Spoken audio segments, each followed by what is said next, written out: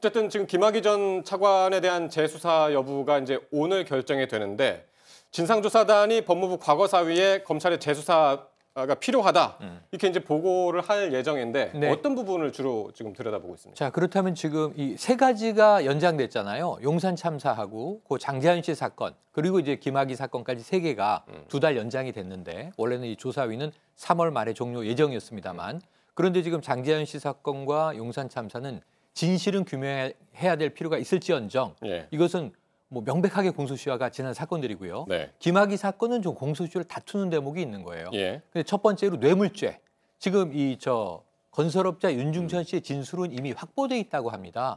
수천만 원을 건넨 것까지는 진술했다고 그래요. 다만 대가성이 아니다. 신분 때문에 주었다 이렇게 얘기했고 피해 여성들도 그 성폭행 당하는 별장에서 여러 수시로 봉투에 든 돈을 건네는 걸 봤다는 목격담이 있습니다.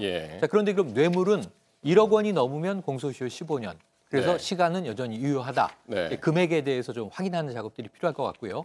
두 번째로 이제 피해 여성 다수가 지금 증언을 하고 있는 이 특수강간, 특수 성폭행의 경우에는 지금 이게 일반 성폭행이라면 10년 이 공소시효로 끝나간 사건이죠.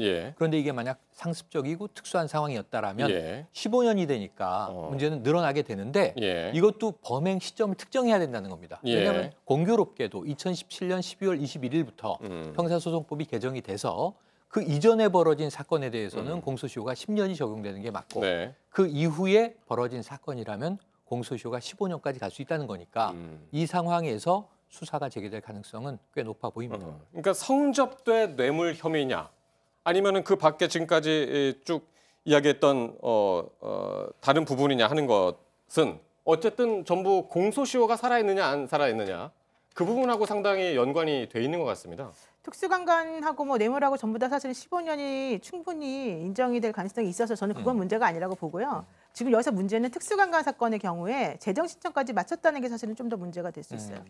특수강간의 경우에는 그 피해자인 여성이 검찰에서 처음에 무혐의 처분한 이후에 그 1년 후에 다시 고소를 했는데요.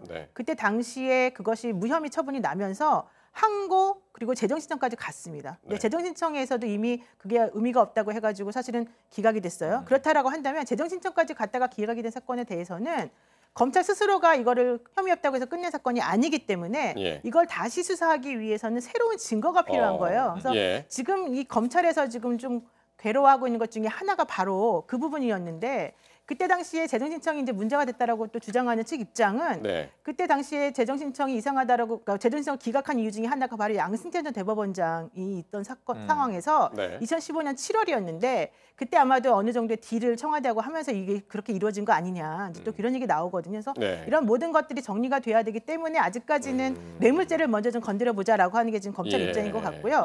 그렇지만 그렇다 하더라도 특수강간 관련해서 재정신청이 뭐 기각됐다 하더라도 충분히 다시 한번 또 수사할 여력은 남아있기 때문에 이 부분에 대해서는 조금 법리 다툼을 좀 정리한 다음에 아마 시작을 할 수 있을 것 같습니다. 근데 이 김학의 전 차관 사건이 처음 불거졌을 당시에 지금 이제 다 무혐의가 나오긴 했지만은 박근혜 정부 청와대가 수사에 압박을 가했다는 의혹이 나오는데 이건 어떤 얘기입니까? 네, 아까 청와대 잠깐 노 변호사님도 언급을 주셨지만 이건 그 이후에 절차적인 문제입니다. 지금 성범죄와 뇌물 문제에 대해서는 이제 형사적으로 다툴 문제고요. 차관이 되지 않습니까? 법무부 차관으로 기용이 되는데 이게 2013년 3월 13일에 내정 발표가 됩니다. 16일에 임명이 됩니다. 21일에 사퇴를 합니다. 이 문제 때문에. 그러니까 사실은 그 당시에는 이미 경찰이 이 정황을 확인하고 내사 중인 상황이었다는 거예요. 그래서 이제 이 김학의 법무부 차관 발표가 나니까 경찰 내부는 좀 술렁였겠죠. 청와대에 당연히 보고하지 않았겠습니까? 지금 이 김 차관 후보에 대해서는 이러이러한 문제를 우리가 내사 중에 있으므로 이 심각하다. 임명해서는 안 된다.